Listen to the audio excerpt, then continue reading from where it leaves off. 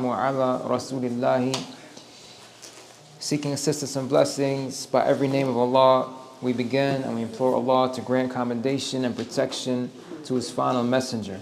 We're going to proceed onwards for a little bit, and Al-Ustad Sharik will give me a cutoff point shortly. We'll delay Asr a little bit, and we'll just make a little bit of headway into our lesson here. Okay, we're going to pick up from page number 20. And that's going to be hadith number 556. It says here, عن أبي هريرة رضي الله عنه أن رسول الله صلى الله عليه وسلم قال لا يحل للمرأة أن تصوم وزوجها شاهد إلا بإذنه. Abu Hurairah, may Allah be pleased with him, narrated that Allah's Messenger, may Allah mention him with commendation and grant him protection, said, it is not permissible for a married woman to fast while her husband is present unless he approves. Another narration of this hadith contains the additional phrase, غَيْرَ رَمَضَانَ, except for Ramadan. It is not permissible for a married woman to fast while her husband is present unless he approves, with the addition in another narration, except for Ramadan. Regarding this, we said that this means a married woman must not fast any optional fasts when her husband is present unless he gives his approval. And this is because fulfilling the rights of her spouse is to be given precedence over optional fasting. Optional fasting. As for fasting Ramadan, which is obligatory, not optional, that is fasting which she must observe, even if her husband disliked that. This is the idea from this hadith. And also something we could point out just in brief is that the basic idea that the scholars mention here, like we said, is fulfilling the rights of the other. One fulfilling the rights of the other. This is something that people should keep in mind, especially when they read texts like this, because this text only talks about one situation. But a man should keep in mind as well, in general, that his rights, that the rights that he has to fulfill to others are numerous. And if he does optional things, because this here is talking about doing something optional when you have rights to fulfill towards someone else. Doing something optional when you have rights to fulfill towards something else. When you have a situation like this, the thing that takes precedence is the rights that you have to fulfill, which are obligations you have to others, as prescribed by Islam. So a person has to remember this, and men should remember this too, because they have obligations towards others who are under their care. The ones under their care, their wife, their children, maybe others as well, they have rights that must be fulfilled by the man. So if the man wants to do certain optional things, like we've talked about, since we're talking about fasting, let's say optional fasting. If a man does those things, and they make him too weak to fulfill, maybe he says, okay, I'm strong enough to fulfill Allah's rights. Okay, good. But it makes him too weak to fulfill the rights of others who have rights he has to fulfill. The same concept applies. The more virtuous thing for him to do is to fulfill the rights of others that he has to fulfill. They're obligatory for him in Islam. Not do optional things, right? This is something we should keep in mind too, which is related to the same concept in this hadith. Next, we have hadith number 557.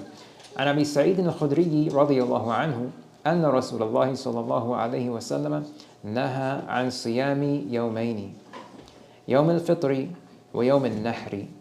Abu Sa'id al-Khudri, may Allah be pleased with him, narrated that Allah's Messenger, may Allah mention him with commendation and grant him protection, prohibited fasting on 2 days, Eid al-Fitr and the day of sacrifice, prohibited.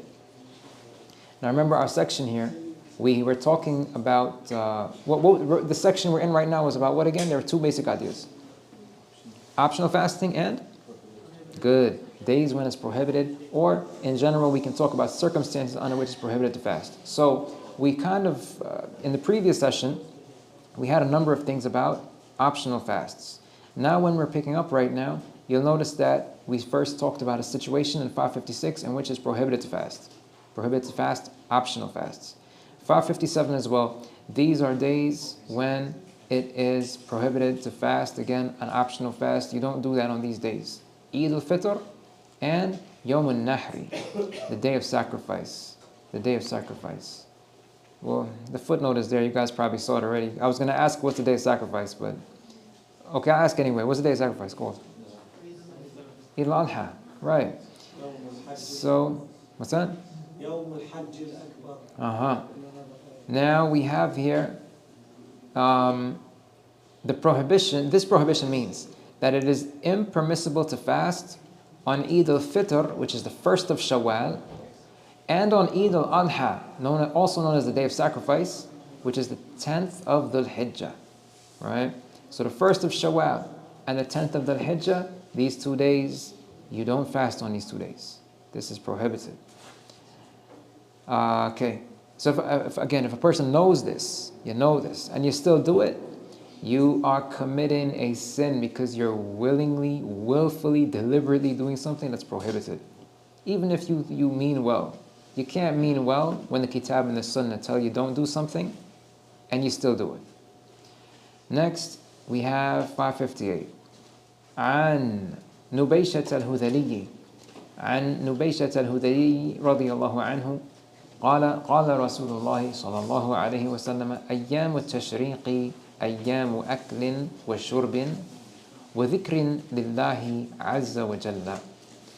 Nubaysha al-Hudhali, may Allah be pleased with him, said, Allah's Messenger, may Allah mention him with commendation and grant him protection, stated, the days of Tashriq are days for eating, drinking, and mentioning Allah, the Almighty and Most Majestic. The days of Tashriq, what are these days? We wrote here the 11th, 12th, and 13th of Dhul Hijjah. The 11th, 12th, and 13th of Dhul Hijjah. These are the 3 days immediately following Eid al-Adha. Now, this might not seem that significant to us if we're not performing Hajj, because the days of Tashriq are the days when the people performing Hajj are supposed to be where? In Mina. Good.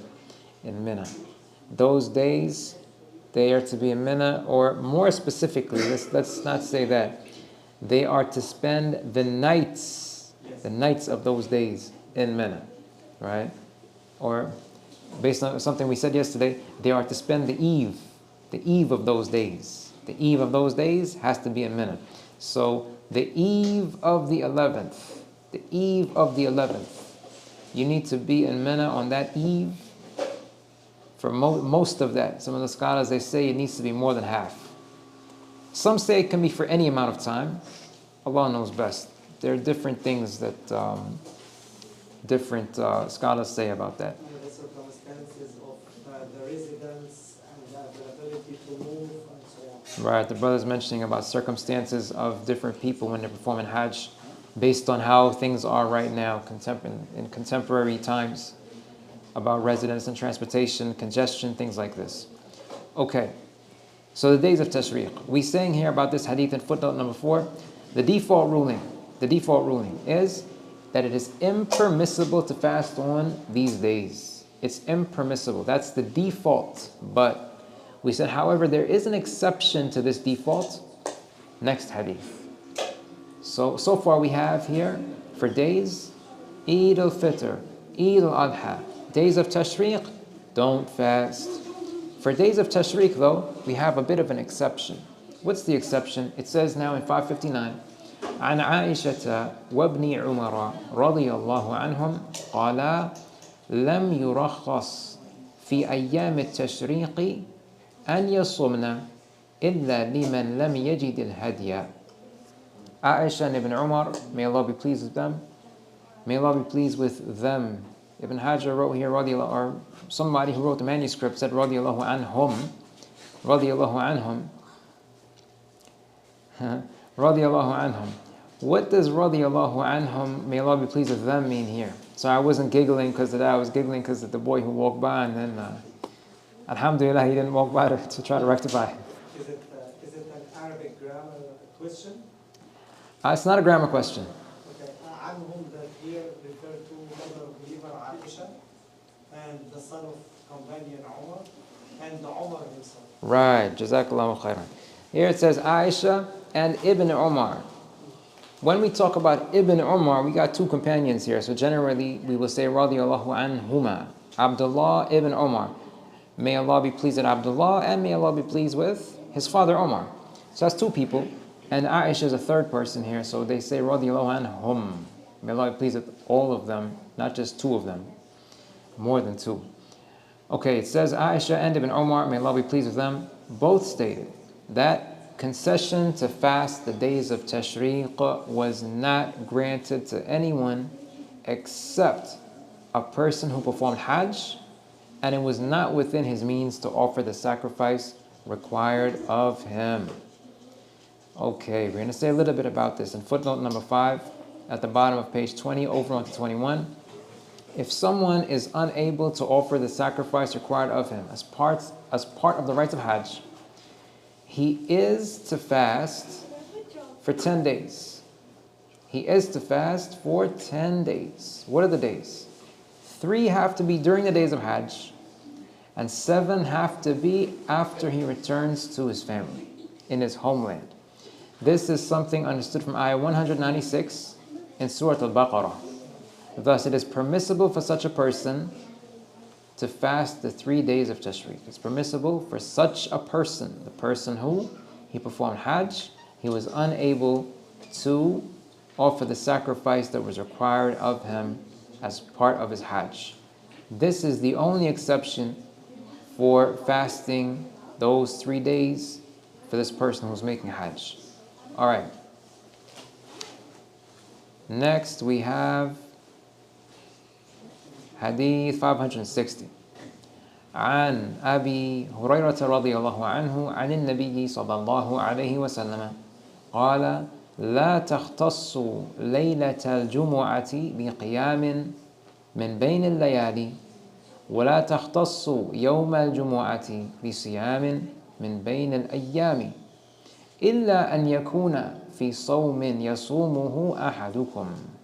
Abu Hurairah, may Allah be pleased with him, narrated that the Prophet, may Allah mention him with commendation and grant him protection, said, you must not make the eve of Friday a night that you specify for worship to the exclusion of all other nights. In addition, you must not make the day of Friday a day that you specify for fasting to the exclusion of all other days. However, if it is, meaning the day of Friday, if it is part of the days that one fasts, he may still do so. If it's part of the days that you fast, meaning like we talked about earlier on, something is your regular practice. If your regular practice coincides, that means it's permissible to do that. Now we have some things to say about fasting on Friday as well. I think we drew attention to the fact that, yarhamukallah, we drew attention to the fact that the eve of something means the night before that day. The night before that day, we call that the eve. Now, when it says here that do not make the eve of Friday, you must not make the eve of Friday a night that you specify for worship to the exclusion of all other nights. We said here this refers to acts of worship such as prayer or reading the Quran that are not one's regular practice on other nights and which do not have any text in the Quran or authentic Sunnah indicating that they should be performed on the eve of Friday. Okay? Can anybody think of a text in the Quran or Sunnah? An authentic one. The authentic Sunnah. That supports doing something on the eve of Friday? Anyone? What's that? Surah Al-Kahf. What's that? It's not on the eve of... during the daytime, right? You know, I'm not 100% sure. There might be a hadith that are not authentic that might mention the night. But the authentic ones I can recall, they're about the daytime. Anybody else know anything that has anything to do with the nighttime? Yeah. If I'm not mistaken, there are some hadith which mention about invoking salah for the Prophet sallallahu alaihi wasallam, or as I would put it, one of the brothers asked about this, invoking Allah's commendation for him, invoking Allah to mention the Prophet with commendation. sallallahu alayhi wasallam, that is, there are hadith that talk about that being during the day on Friday. And if I'm not mistaken, there are some hadith that also that are authentic that mention that can even be done on the eve of Friday too, on the eve of Friday as well. So the time for it would start from, in normal terms, Maghrib time on Thursday night, basically. Maghrib time on Thursday night. Okay? So in this case, we have a text from the authentic Sunnah that actually tells us that something is permissible and encouraged on the eve of Friday. But this hadith is not talking about that. This hadith is talking about anything that's not your practice and that we don't have an ayah or an authentic hadith to say do it. That's what this is talking about here. Don't make the eve of Friday something that you make a time in which you will perform any particular act of worship that is not your practice and it doesn't have a basis. That's what this is basically saying. Regarding the fasting thing, it says, footnote number 3 on page 21, meaning that a person must not fast Friday. I'm sorry, no, on footnote number 3 was, footnote number 3, we said here, meaning a person must not fast Friday on its own without fasting a day immediately before or after. Okay? We're going to cut that, that'll be explained in the next hadith. So this hadith says, hadith 560, it said, in addition, you must not make the day of Friday a day that you specify for fasting to the exclusion of all other days. However, if it is part of the days that one fasts, he may still do so. So the portion that says a day you specify for fasting to the exclusion of all other days, we're going to find out afterwards, it is permissible to fast on Friday, but you need to fast either Thursday with it or Saturday with it too. One of those two, all right? And regarding if it's part of the days one fasts, we have a note about this saying due to it being his regular practice or due to something like a vow. Due to something like a vow. Meaning he vowed to do, if something happened, he would fast, right? As an example. That means fasting that is obligatory. So when you do that, if it coincides with the Friday, you have to do that. You have to fulfill that vow, even if it coincides with the Friday. Next hadith, 561. عن أبي هريرة رضي الله عنه قال قال رسول الله صلى الله عليه وسلم لا يصومن أحدكم يوم الجمعة إلا أن يصوم يوما قبله أو يوما بعده. Abu Hurairah, may Allah be pleased with him, narrated that Allah's Messenger, may Allah mention him with commendation and grant him protection, said, none of you should ever fast on a Friday unless he fasts either the day before it or the day after it along with it. Don't fast on Friday unless you fast either Thursday along with it or Saturday along with it. This hadith is authentic. So we said here in footnote 5 that it is permissible for one to observe an optional fast on a Friday if he does not also fast either Thursday or Saturday along with it. It is impermissible, It is impermissible for one to observe an optional fast on Friday if he does not also fast either Thursday or Saturday along with it. In fact, if it is Friday and a person begins fasting but did not fast on Thursday and does not intend to fast on Saturday, he must break his fast. This actually happened. And we mentioned the hadith here. Actually, no, we didn't. We gave a reference for this. There was an incident when one of the Ummahat al-Mu'mineen, radiallahu anha, the Prophet sallallahu alaihi wasallam found her fasting, and it was Friday. He asked her, did you fast yesterday? She said no. He asked her, you going to fast tomorrow? She said no. He said, break your fast. Right? So fasting Friday on its own, this is one of the times when it's prohibited to fast. But if you fast the day before, if you're going to fast the day after, along with that Friday, then you can fast the Friday, but in conjunction with the other day. We also said here, additionally, there is an authentic hadith in which Abdullah ibn Mas'ud, may Allah be pleased with him, narrated that he rarely saw the Prophet, may Allah mention him with commendation and grant him protection, not fasting on a Friday. Rarely did he see him not fasting on a Friday. In other words, Abdullah ibn Mas'ud frequently, very frequently, saw the Prophet ﷺ on Fridays fasting. So what does that mean? We said, however, this is understood to mean that he did so along with fasting a day either before it or after it. And Allah knows best. Is that because the statement takes precedence, or meaning that's what's used, his qawl of prohibiting? Possibly, but it could also be understood because there are exceptions, right? There is a prohibition, but there are exceptions. So it could mean that the Prophet ﷺ, he's doing the thing that falls under the exceptions, right? But it's possible. It's possible. And Allah knows best. All right. Are we good for time? 5 more minutes. 5 more minutes? Okay. With regard to the prohibition on fasting on Fridays, what if someone fasts every other day and then Friday comes? That's okay, because remember we said, Oh, sorry. was that me? Yeah, Let me see. No, hey, it's blinking now? Oh, okay. Battery. Okay, I see, all right. Continue. Okay, yeah, the brother was asking about if someone fasts, if it's their practice to fast every other day, inevitably, this is their regular practice, right? It's their regular practice, they fast every other day. So inevitably, there will be a Friday when they will fast. Their practice is going to coincide with a Friday. So what we're going to say here is, we're just going to back up to the hadith where it says 560. The answer to that question is in the end of hadith 560.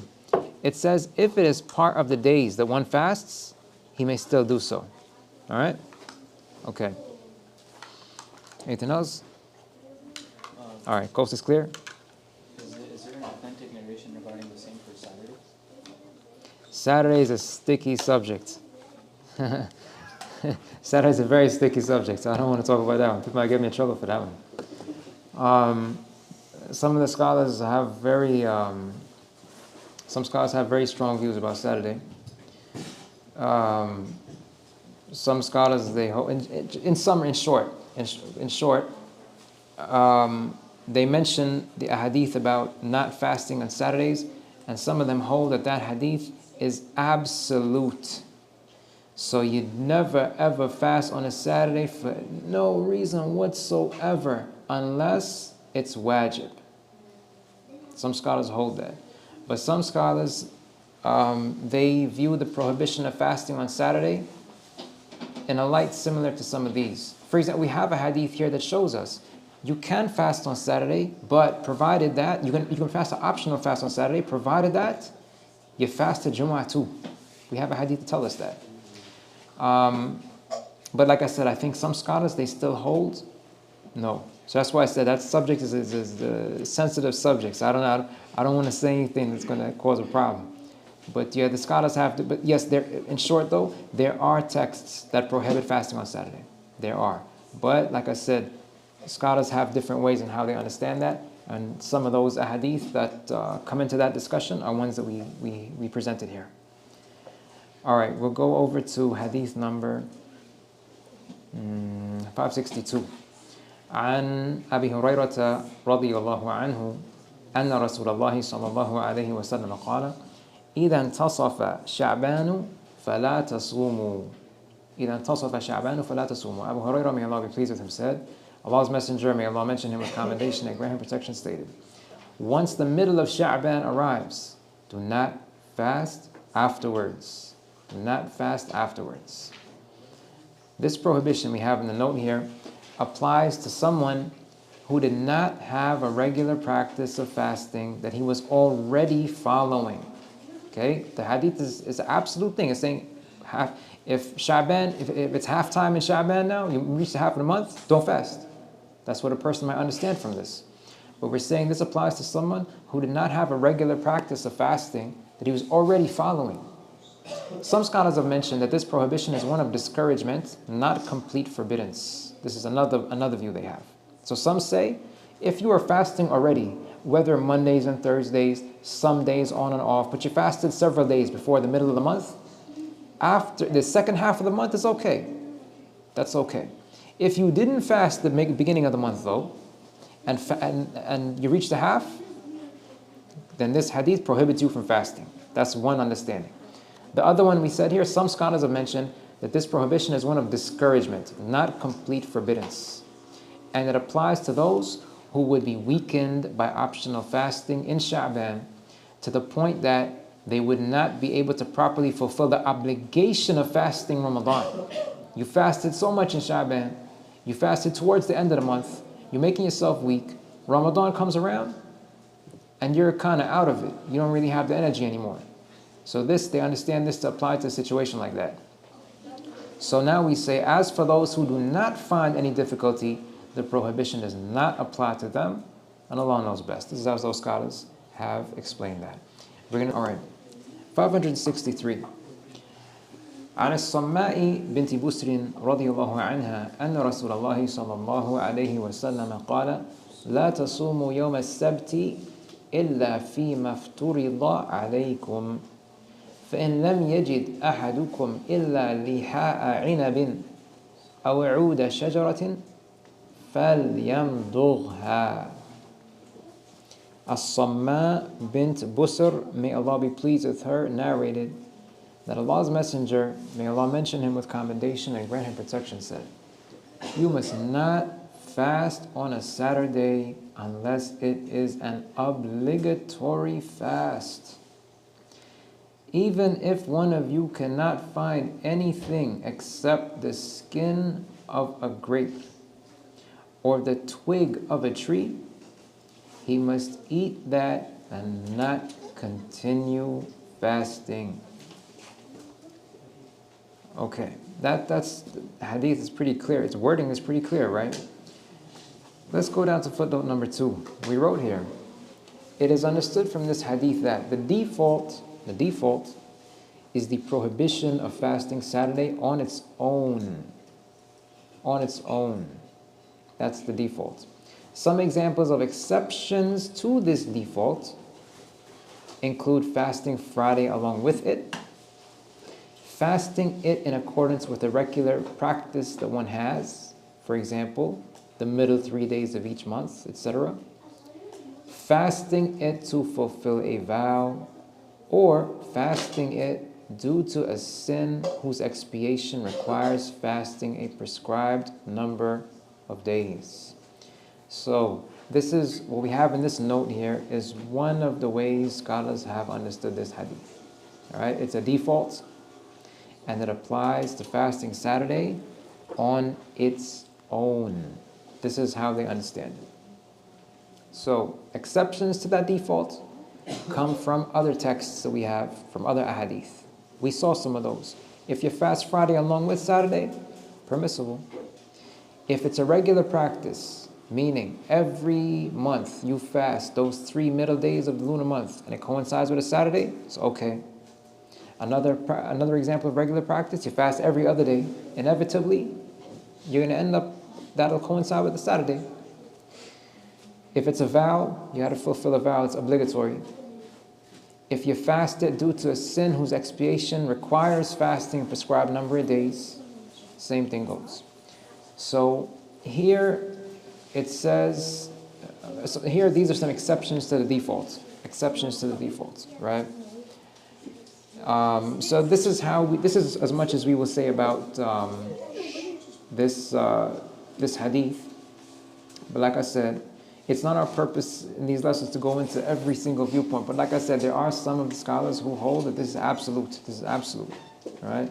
And they have their reasoning that they mention at length, why they hold that position and how they understand other ahadith. But like we said, the view we're mentioning here is according to some of the scholars, and this might be the one that perhaps most of them hold, that the hadith is understood to be a default, and the default is about fasting Saturday alone. All right? There are exceptions to that default, and Allah knows best. The next hadith is inauthentic. 564 is inauthentic at the level of da'if. عن أم سلمة رضي الله عنها أن رسول الله صلى الله عليه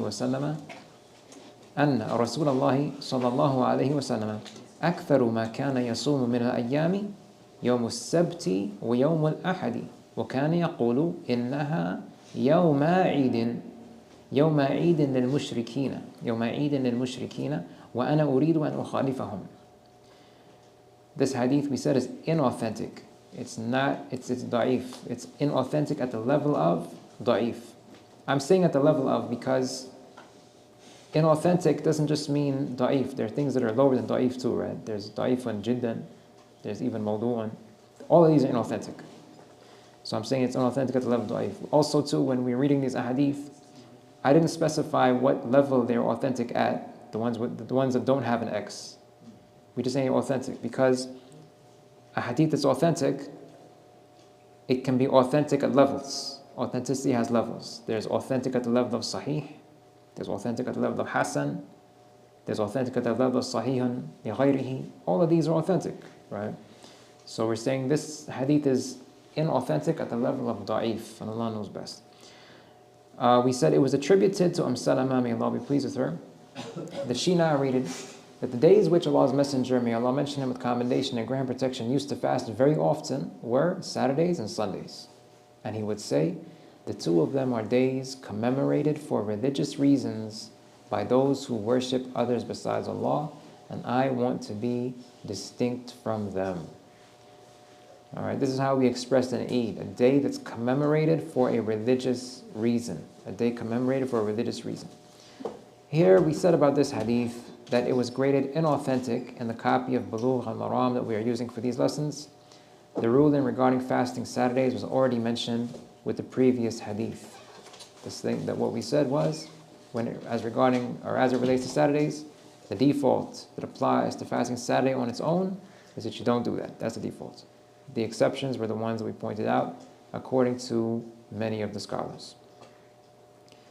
The next hadith is also inauthentic at the level of da'if. It says, عن أبي هريرة رضي الله عنه أن النبي صلى الله عليه وسلم نهى عن صوم يوم عرفة بعرفة. It was attributed to Abu Hurairah, may Allah be pleased with him, that he narrated that the Prophet, may Allah mention him with commendation and grant him protection, prohibited people from fasting the day of Arafah if they are present in Arafah itself. If they are present. It doesn't say if they're making Hajj, just if they're present. This hadith is da'if. It's inauthentic at the level of da'if. In footnote number 4, we said this hadith was graded inauthentic in the copy of Bulughh al-Maram that we are using for these lessons. However, it was authentically narrated that the Prophet, may Allah mention him with commendation and grant him protection, was not fasting on the day of Arafah while he was in Arafah performing Hajj. This is authentic. He himself was not fasting. But just because the Prophet ﷺ wasn't fasting doesn't mean it's haram to fast, right? Now, we said here, the fact that he did not fast does not mean it's prohibited to fast, but it does show that not fasting is the more virtuous thing to do, right? And Allah knows best, because that was the practice of the Prophet ﷺ. This hadith, like we said, it's not authentic. It's not authentic, all right? But we know from the practice of the Prophet ﷺ that if you are performing Hajj, then the more virtuous thing for you to do based on the Sunnah is breaking fast. Yes, don't fast. Don't fast the day of Arafah. Right? That's if you're performing Hajj. You know, I mentioned this because you see, it says here, be Arafah. If you're present in Arafah. On the day of Arafah, there are lots of people present there. They're not performing Hajj. Not everyone who's in Arafah is performing Hajj. Not every bus driver, for example, is performing Hajj. Not every vendor is performing Hajj. Not because they don't want to. Some people, they work for other people. You have to be there to perform a function, right? Not all of the military who are there, security personnel, and people who are also part of the army, not all of them are performing Hajj necessarily. So people like that, they would not have to follow the Sunnah regarding that in regard to what the Prophet ﷺ did, because he didn't fast the day of Arafah, but he was in Arafah performing Hajj. People who are in Arafah not performing Hajj, they can get what we talked about earlier. What did we say about it? Fasting day of Arafah is what? Right, prior to the day and the year prior to the day and the year following that day. Okay, let's move over to Hadith 566, which is the last one for this session. عن عبد الله بن عمرو رضي الله عنهما أنه قال قال رسول الله صلى الله عليه وسلم لا صام من صام الأبد. Abdullah ibn Amr, may Allah be pleased with both of them, said, Allah's Messenger, may Allah mention him with commendation and grant him protection. Hey kids, I'm talking here, man. Thank you. Abdullah ibn Amr, may Allah be pleased with both of them, said, Allah's Messenger, may Allah mention him with commendation and grant him protection, stated, if a person fasts every single day of the year, he has not actually fasted. If a person fasts every single day of the year, he has not actually fasted. Another similar hadith narrated by Abu Qatada, may Allah be pleased with him, contains the wording, La sama wa la aftara. La sama wa la aftara. He has neither actually fasted, nor has he broken his fast. What does that mean? We said here. Firstly, for the part that says every single day of the year, we pointed out something here. We said that this excludes the days on which fasting is specifically prohibited, such as Eid al-Fitr and Eid al-Adha, as we mentioned earlier. So the understanding here, every single day of the year, means every single day that you're permitted to fast according to Islam's teachings. So what does this statement mean when it says he has not actually fasted, or he has neither actually fasted nor has he broken his fast? Among the ways some scholars have explained this hadith is that the person would not incur any sin for fasting daily because he was fasting, right? Fasting on its own, by default, is a virtuous act of worship. But so he wouldn't incur a sin, that's what they say. But he would not be rewarded either, since fasting in that manner is not in accordance with the sunnah. This is one explanation scholars have given for this statement, that he has neither actually fasted nor actually broken his fast. So we have here, that's one explanation. Another explanation given by some scholars is that someone who fasts in such a manner has neither actually fasted in a way that yields any real virtue, nor has he broken his fast in a way that properly satisfies his appetite and quenches his thirst. This is another explanation some scholars have given. The author of Subul al-Salam, that explanation that we pointed out yesterday, the San'ani's explanation of Bulughul Maram, he mentioned that the most correct view based on the text of Islam is that fasting in the manner mentioned is prohibited. Fasting every day of the year outside of the ones that are prohibited. He says fasting this thing every single day, with the exception of Eid and a couple other days that you're not supposed to fast, Ayyam al-Tashriq. If you do that, it's prohibited. This was his view. He further commented that there are scholars who hold the view that it is recommended for a person to fast daily, as long as doing so does not render him too weak to fulfill the obligations that he is required to fulfill. And that they incorrectly support this view by saying that the Prophet, may Allah mention him with commendation and grant him protection, likened the reward, because we talked about this earlier, right? He likened the reward yielded by fasting 6 days along with Ramadan, or fasting 3 days each month, to that of the reward yielded by fasting the entire year. Because those things, I mean, you might understand from them, well, okay, the reward, if I'm going to be rewarded for fasting the entire year, then it must be desirable for me to fast the entire year, right? Some people might think that way, but he's saying that they understand this similitude to imply that a person who fasts daily would be rewarded for doing so. As-San'ani says, however, their claim is not correct. The similitude is to be understood as meaning that such a reward would be yielded. The reward meaning you fast 3 days each month, be like fasting the year. You fast Ramadan and 6 in Shawwal, like fasting the year. He's saying here, that similitude is to be understood as meaning that such a reward would be yielded if the teachings of Islam had actually prescribed fasting daily. Had actually, right? We have these ahadith that we know fasting the whole year.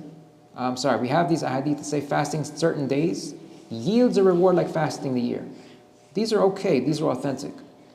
So what he's saying is, if, for argument's sake, he said the similitude is to be understood as meaning, such a reward would be yielded if the teachings of Islam had actually prescribed fasting daily.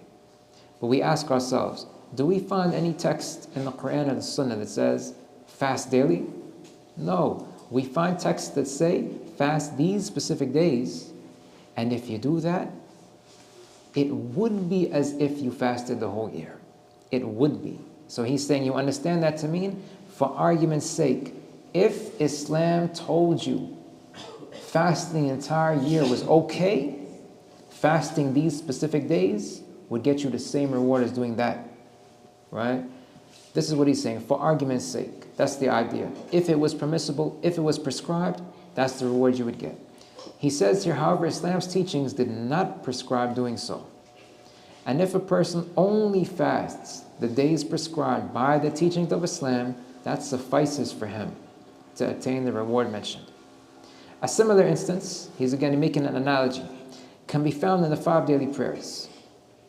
If a person performs only those prayers that are prescribed, that's 5, that suffices for him to attain the reward of 50 prayers. The reward of 50 prayers what? He says the reward of 50 prayers if the teachings of Islam had actually prescribed praying 50 times daily. That's the idea. Nobody comes along and says, oh, you know what? I get the reward of praying, so let me go ahead and pray 50 times. Right? This is not a way of thinking that it's accurate when you look at the text of the Kitab and the Sunnah. So he's making the analogy between these two things. He also says, moreover, if someone did actually pray 50 times daily, while considering that to be required of him according to Islam, he would deserve punishment from Allah. This is what al-Asqalani said. Because you know what's prescribed, you've been told that the pillar of Islam is for you to pray 5 times a day. And you yourself go ahead doing more, and you think that's what's required? This is incorrect. This is incorrect. If you know what you're doing, you know what the Hadith say, you know what the Quran says, and you still go ahead and contradict them, that's why al-Asqalani says here, if you do that, and you've been told, and you know, you would deserve punishment from Allah, not reward. And Allah knows best.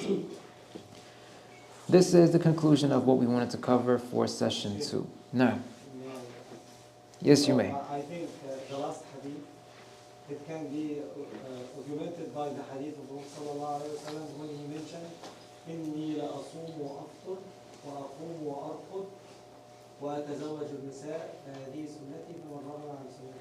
When the 3 people came to him and or he listened to those people, the one he said, I will fast the whole life. The whole year, right. The whole year. And the other one he said that he will not marry women. And the third one he said that he will pray the whole night time for the rest of his life. And then Prophet ﷺ disagreed with them and he clarified his sunnah. So I think... Right, so the brother is mentioning here that Hadith 566, it can be understood in light of the fact that the sunnah of the Prophet ﷺ that he mentioned to some of the Sahaba who had come and said, one of them said that he is going to pray all night. Every night he's going to pray for the whole night.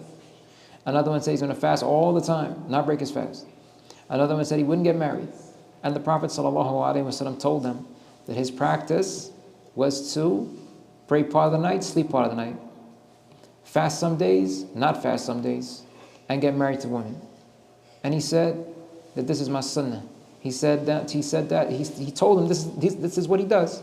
And he also added that if someone desires something other than my sunnah, then he's not from me. He's not from me. Not from me here, the scholars explain that to mean he's not following the path that I'm telling him he needs to follow. It's going to take him to Allah and please Allah.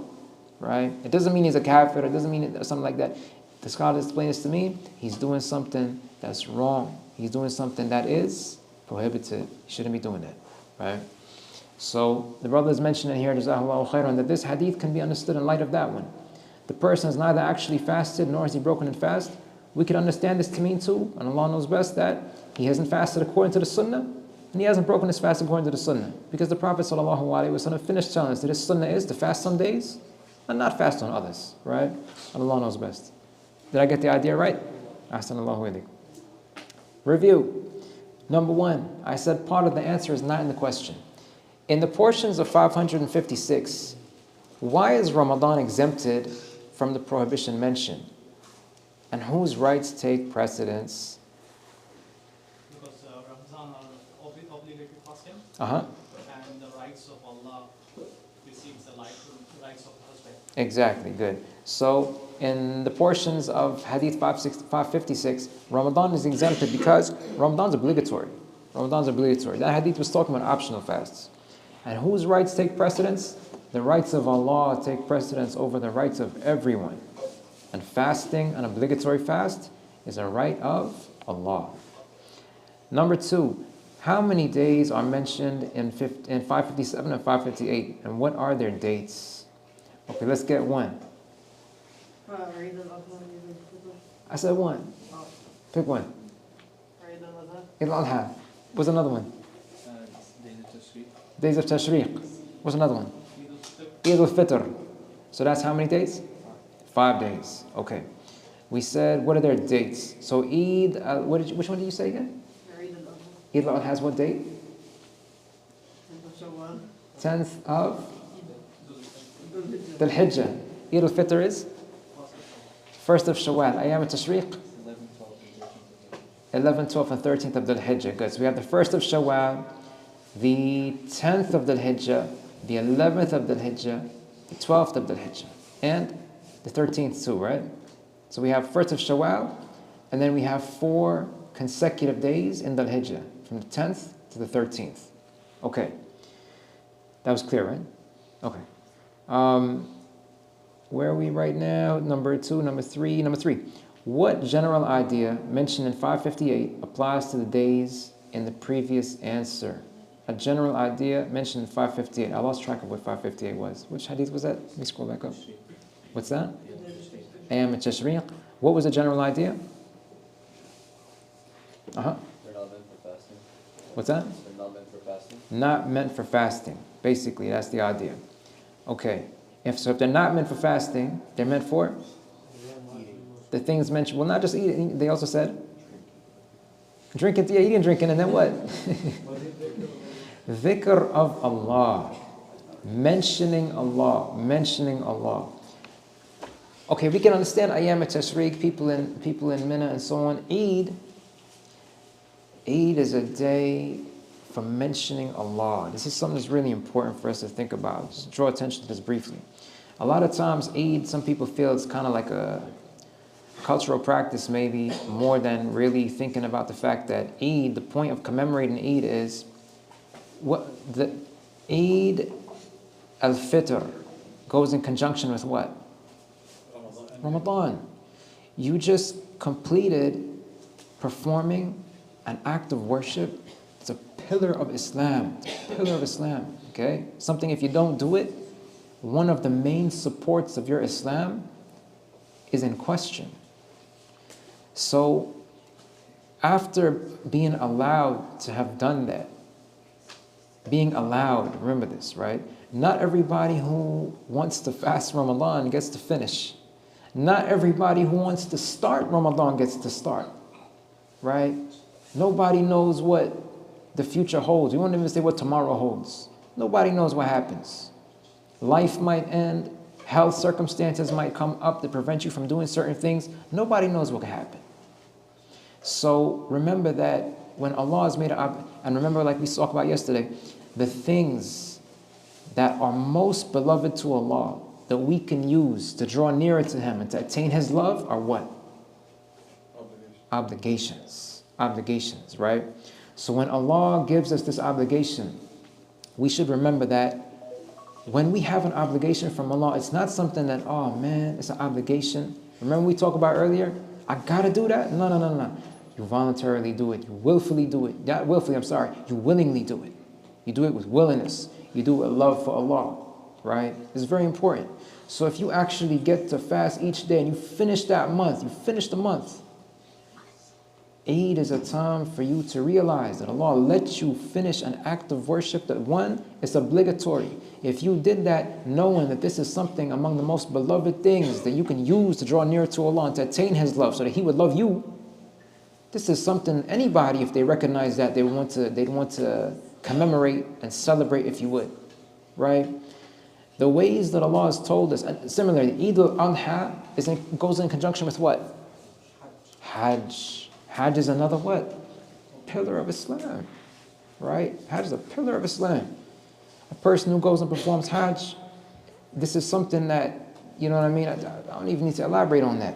So this is something which we should think about, because these are occasions that go sort of in conjunction with really, really significant acts of worship, really significant obligations Allah has prescribed for us.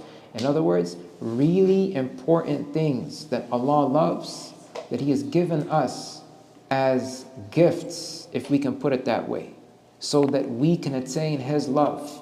As mentioned in that hadith we talked about, the hadith of the wali. Man adali waliyan faqad adantuhu bil harb, till the end of that hadith, right?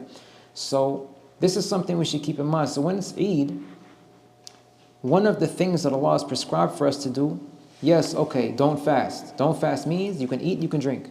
But the other thing mentioned in the hadith that we read was dhikr of Allah, mentioning Allah. When we mention Allah, dhikr of Allah, that happens with your heart.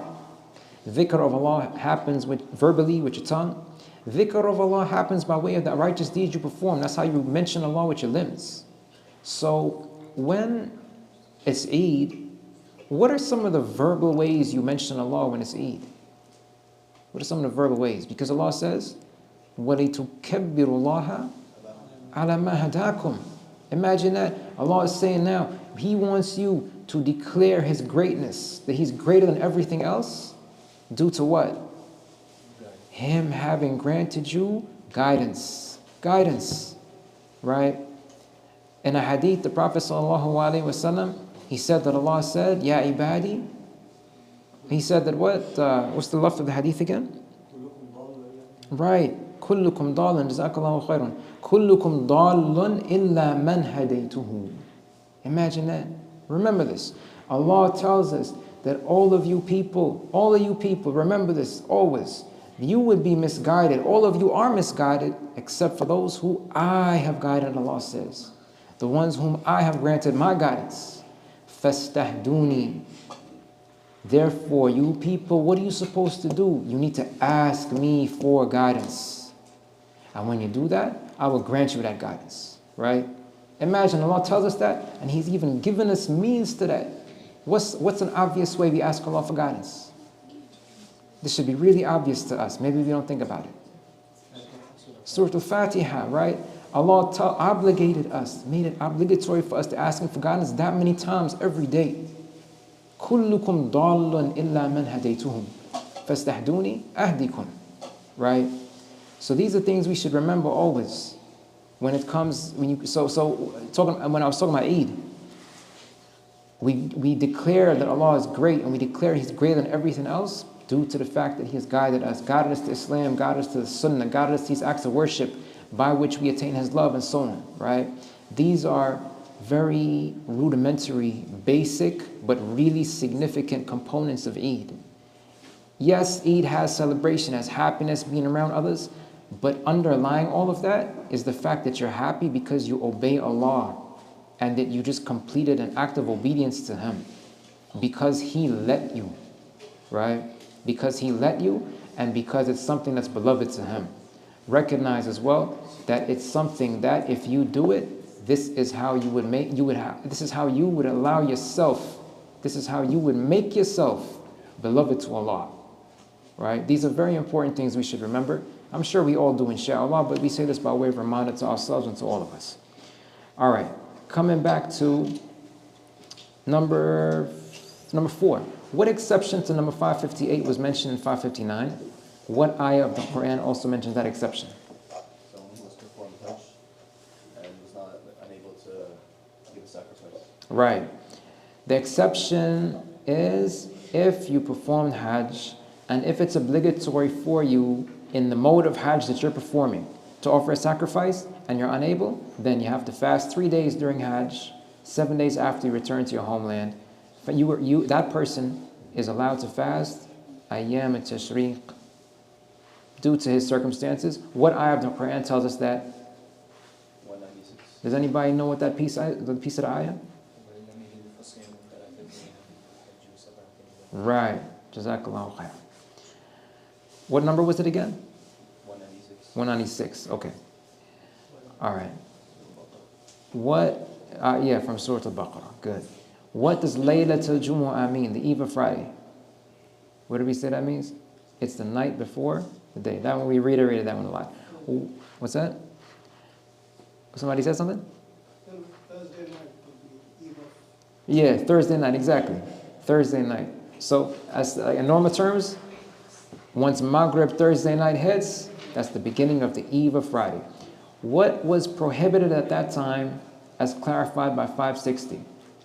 Any specific acts of worship not proven in the Quran. Basically, right. Any particular acts of worship that don't have a basis in the Quran and Sunnah and that are not your normal practice to do. If a person prays every night, you pray a little bit every night, that doesn't mean when it's the eve of Friday, don't pray. If it's your regular practice, go ahead and do it. Because we know praying at night is something that has a basis in the Sunnah, right? So what's prohibited? Something that doesn't have a basis in the Quran or the Sunnah. You don't specify any type of worship for that night, or specify that night for an act of worship. It doesn't have a basis in the Quran and the Sunnah. Answer 9 and lesson. What is an act of worship that does have a text in the authentic Sunnah to indicate that it is encouraged to engage in it during the eve of Friday and also during the daytime on Friday? And we put a reference here. Do we have Sahihah here in the library? It's not around. Okay, no problem. Number 1407. Okay, this is what we were talking about. This is a reference for those who would like. You can check this out later on. That mentions that invoking Allah's commendation for His Prophet, invoking the salat of Allah for the Prophet, sallallahu alaihi wasallam, it is prescribed to start doing that. If you can do it on Friday, you can even start doing it after Maghrib on Thursday night. Okay, so this is an act of worship that can be considered, or that is encouraged. It can be considered part of the Sunnah to do it on Thursday night, and that's part of the Sunnah. It would not be against the Sunnah. Number 7, part of the answer is not in the lesson. In 560 and 561, what are mentioned as exceptions to the prohibition of fasting on Fridays, and what are some examples of those exceptions? What was mentioned as exceptions? You fast the day before and the day after. Day before, day after. Good. What are some examples? What are some examples of the exceptions? Sorry, was that what was mentioned? Hold on, let me back up. 560 and 561 said what again? Let me just back up here. 560 said, 560 said regular practice. That one's exempted. 560 was regular practice. And 561 is what the brother said, day before, day after. So what are some examples of regular practice that could coincide with Friday? Fasting every other day. Every other day. Good. Anything else? Fasting 14, 15, 16. Good. If a person fasts the 13th, 14th, and 15th, right? 13th, 14th, and 15th of each month, that's his regular practice, and that coincides with a Friday, that's also something, it's a regular practice that falls under the exemption. Did you say making up an oath too? We could, but that one is not quite, that one wouldn't really be a regular practice, but that one's an exemption. That one is an exemption. No, that's correct. The brother mentions making up, if you have a vow that you made. For example, if such and such happens, then I would fast tomorrow, for instance, or I'd fast something, and for regardless the terms of the vow, or irrespective, just it so happens it coincides with a Friday, you have to fast that. All right, this is something that you would do. Okay, number what? 9. Wait a minute. Number 7 we did just now, right? Number 8? When does the prohibition in 562 apply? And what do some scholars understand the prohibition to mean? What's the prohibition in 562? Not to fast on Saturday. Not fasting on a Saturday. That was 562, huh? What do some scholars understand the prohibition to mean? Dislike. Let me scroll back up, 562. 63 was Saturdays, correct, my mistake. 562 was about Sha'ban, that's right, okay, good. That was the prohibition in 562. How did we say scholars understand that? One way was? All right, let's back up. Go ahead. If you were fasting already earlier in Sha'ban, then it's fine. Mm-hmm. But you should not specify just the second half. Okay, right. So if you didn't already fast and half of Sha'ban comes, don't start fasting now till the end of the month. This is one way they understand that. You can find this at the bottom of page 22 in footnote 1. Other way? Some scholars also mentioned that it's like discouraged. Right. It's discouragement, not forbiddance. Good. And it also applies to what? Continue. It applies to those who would get weak.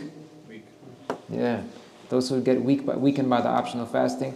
To the point that Ramadan comes and you're not really, you're too weak to start fasting properly, right? To the point where, instead of fasting with the perspective of embarking upon that act of worship that's obligatory to withdraw you nearer to Allah and stuff, you end up feeling kind of tired and fatigued and stuff, and you might not go into it with that perspective. Allah knows best. Okay, now we come to the Saturday one. This is number 9. How is the prohibition in 563 to be understood? And what are some exceptions to the prohibition? The default for 563 was what? Good. Unless it's obligatory. This was the prohibition. So the prohibition is any optional fast. That's the default. But it's not any optional fast on a Saturday if you're fasting Saturday alone. Alone, right? Good. What are some exceptions? If you fast Friday before and then fast Saturday? Well, this one is just fast Friday before, yeah. Fast Friday before. Fasting, this is another issue too, and Allah knows best. That when you look at the hadith that pertain to this topic, they only mention fasting Friday before. They mention fasting Friday before. The hadith about the prohibition of fasting Friday, that one mentions fast before or after.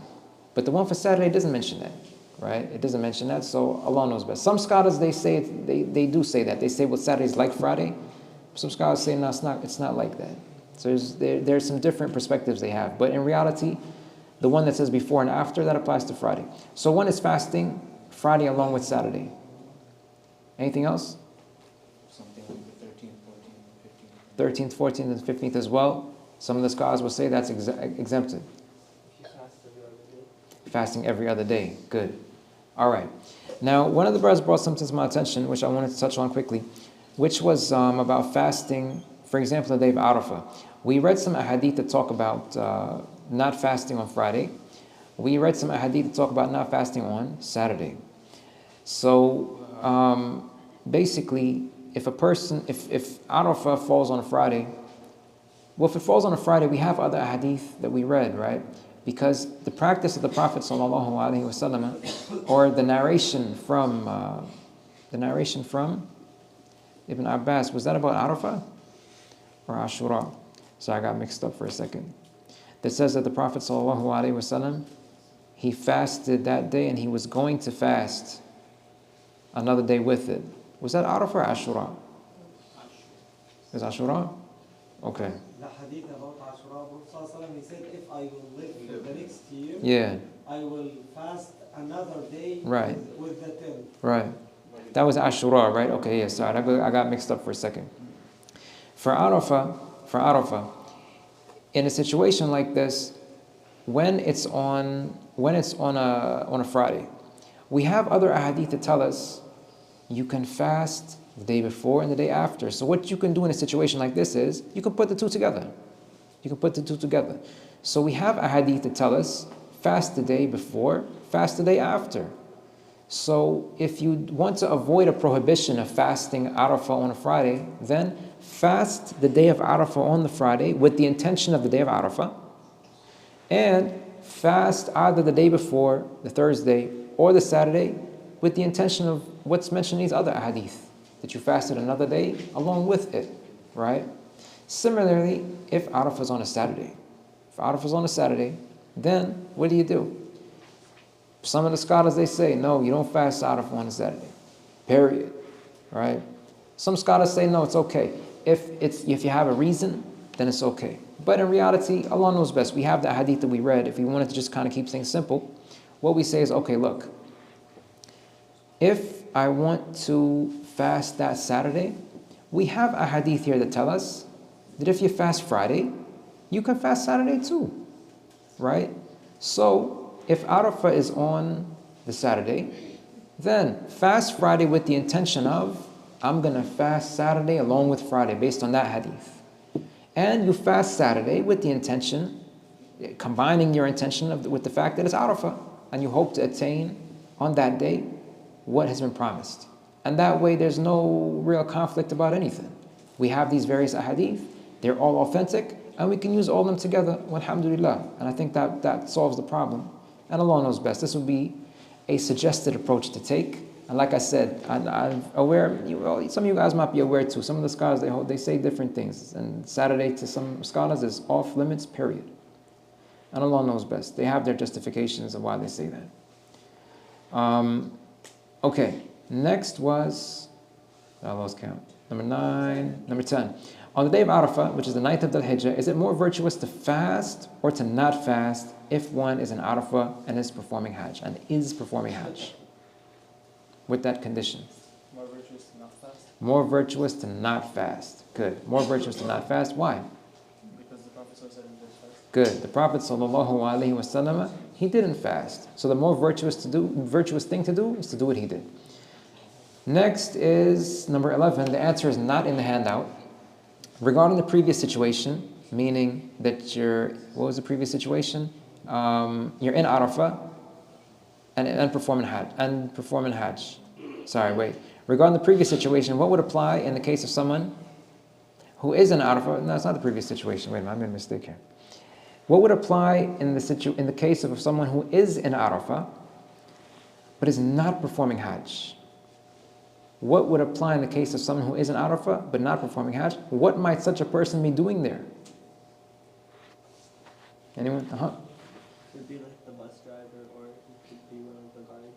A bus driver, a guard, a soldier. Okay, fair enough. These are some examples. What applies in the case of someone like that? You're in Arafah but you're not performing Hajj. It's better to fast. It would be more virtuous to fast because you're not performing Hajj. The Prophet ﷺ, when he did not fast, he refrained from fasting. What was he doing? He was performing Hajj. So if you're not performing Hajj, the more virtuous thing for you to do would be to go with the hadith about the virtue of fasting the day of Arafah, and Allah knows best. Question 12, what basic explanation was given for? Or I say no, basic explanations were. That needs to be a word. Given for, he has not actually fasted in 566a, and he has neither actually fasted nor has he broken his fast in 566b. What were the basic explanations? Anyone remember? I'm going to scroll back here. These were on page, what was it? 20, sorry, where am I here? 23? 23, yeah. Uh-huh. You say that he didn't incur any reward, specific reward, and he didn't incur any sin either. Good. He wouldn't incur a sin. But at the the same time, he's not going to be rewarded. He hasn't actually fasted. He hasn't actually broken his fast because what he did is it's not according to the sunnah. Another explanation was what? He didn't fast according to the sunnah, and he didn't fast according to the sunnah, and he did not fast like some days. Okay, that one is kind of the one we mentioned. There was another one. He didn't satisfy his appetite or quench his thirst, and he didn't actually fast. Right, that's another way some scholars explain it. If you fasted every day like that, then when you fasted, you didn't really fast in a way that benefits you, and when you break your fast too, you're not doing it in a way that's gonna quench your appetite, quench your thirst. You're not going to be doing that. This is another way they've explained that.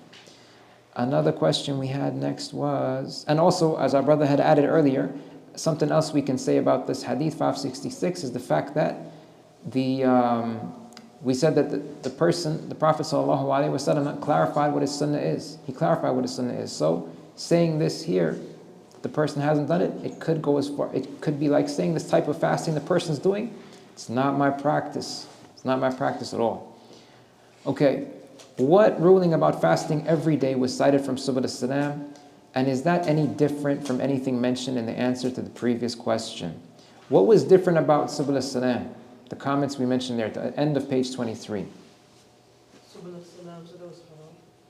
Subul al-Salam said it was haram. Good. This was the key difference, right? It said here, where are we here? In page 23, we said, the author of Subul al-Salam mentioned that the most correct view based on the text of Islam is that fasting in the manner mentioned is prohibited. This was the key difference right here. The others didn't say that. Does it contain anything different? Anyway, that was the main difference. Inshallah, we can suffice with that. We're going to pause here. This will be the conclusion of session number 2. We'll break for a little bit, and you'll hear our Dakhal al-Dars announcement, inshallah. Or we'll break for a little bit, inshallah, not too long. And then we'll try to go through our last session.